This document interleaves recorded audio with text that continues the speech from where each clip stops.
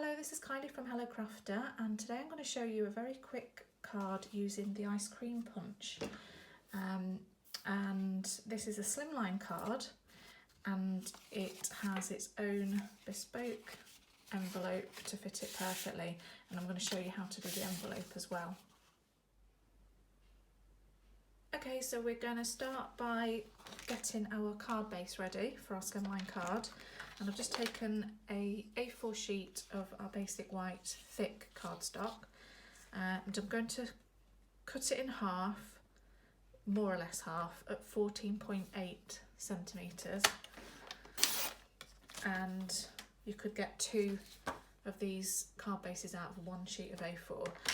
And then I'm going to move it along and I'm going to score in half lengthways at 7.4 centimetres. So just move my trimmer blade out the way, get my score blade and score.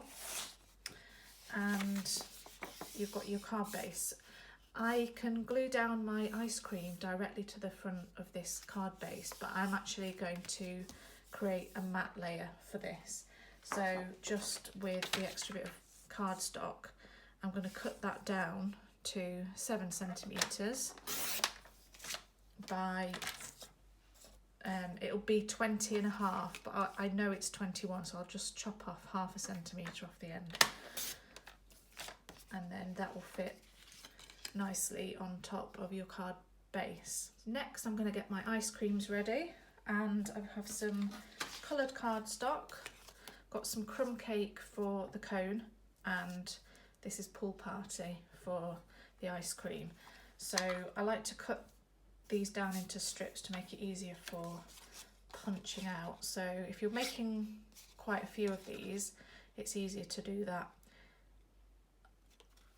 So I can punch out, flip, and I can get quite a few cones out of this strip of cardstock. And the same with the ice creams. If I've got it in strips like that, I can go in from the bottom and punch out as many as I need. I've actually already punched some different coloured ice creams here, ready to go. And I actually, for this card, only need one cone. So I'll move those out of the way. And this cone I've actually embossed with the subtle embossing folder. So you just pop your cone into the folder, you can put as many as you need in at the same time, and then run that through your cut and emboss machine, and this is what it looks like. So you've got some texture on that cone there now. So I've got everything I need, and I really just need to glue everything down.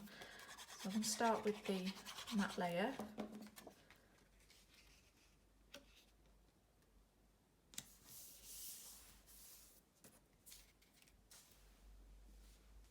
And then I'll put the cone on first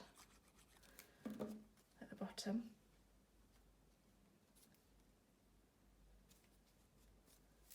And I'm just going to build up my rainbow of ice creams here. I'm going to start with, just going to lay them out first of all, just so that I can see how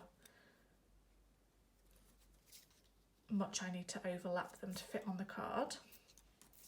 Just working out a colour scheme as I go.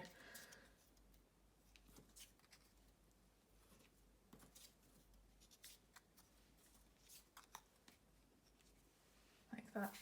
And so just need to overlap a little way.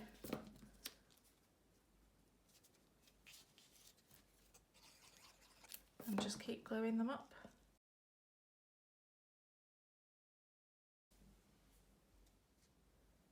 If you have the Sweet Ice Cream stamp set, you could also do a version of this card using the stamped images instead of just the punched shapes.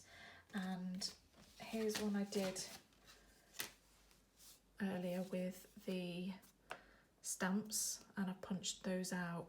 I've used soft sea foam as the green on this one because I wanted it to look like mint choc chip, which is my favourite ice cream flavour. And I've added a flake here with this stamp, which is the lolly stick stamp.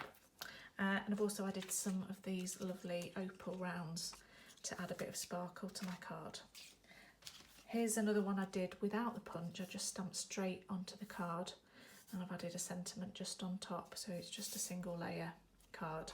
So I think that you can have a lot of fun with this style of card and create as many flavours of ice cream as you want to.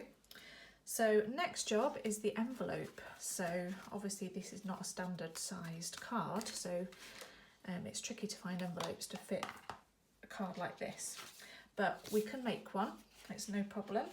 So I'll just grab a piece of basic white, standard basic white card, and my trimmer. Open my trimmer up because I need to just cut this A4 sheet down. It needs to be 26.5 centimetres by 18 centimetres. And with the card still in this direction, the portrait direction, I'm just going to score at 5 centimetres and 13 centimetres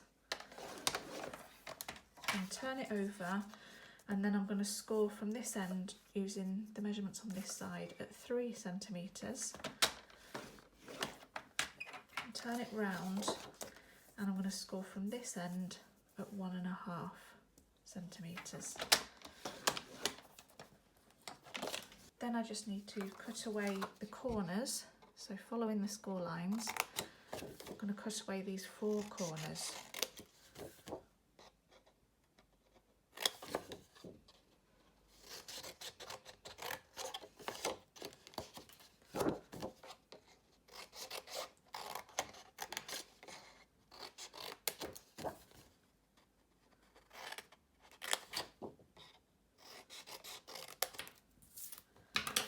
And then fold everything on the score lines, give it a nice burnish with your bone folder.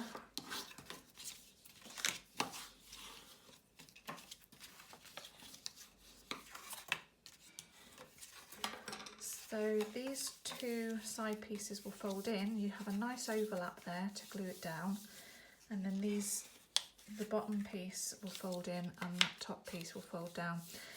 If you find that it's catching a little bit, which it is on here, then you just need to trim away a little bit more from these side pieces here. You might just need a little wedge off each side. And in fact, I quite like just to take a little extra wedge off here, like a little triangle, and the same on this side, and I'll show you why I do that. And it's to leave a little triangle here, and that just makes it easier to get your card in and out. So that should hopefully fold up a lot better now. So the larger flap is the top, and that will stick down. And just to be a bit more fancy, I like to round my corners. So I do have my corner rounder punch. I have to fold everything up just to get the corner rounder punch in. You could do it by hand, by eye, just to create rounded corners. I just think it makes the envelope look really professional.